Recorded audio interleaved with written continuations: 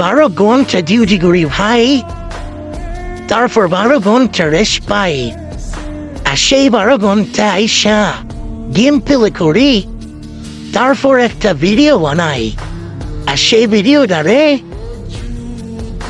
তারপর টিকটকে ছাড়ি, ইউটিউবে ছাড়ি, ফেসবুকে ছাড়ি, তো হয় না ভাইরাল, লাইক পড়ে না, কমেন্ট পড়ে না, শেয়ার হয় না, কফিলিং হয় না।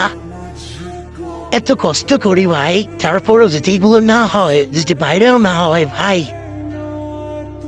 এ ফল কি আমি কখনো পাবো? মনে হয় তো না ভাই। তো ভাই তোমরা যারা আমার মতন আছো, যারা এত কষ্ট করো, তারা ভাই অবশ্যই কমেন্টে ভুলে যাবা যে আমার মতন কি কি কষ্ট করো, এত কষ্ট করে ভিডিও বানাও।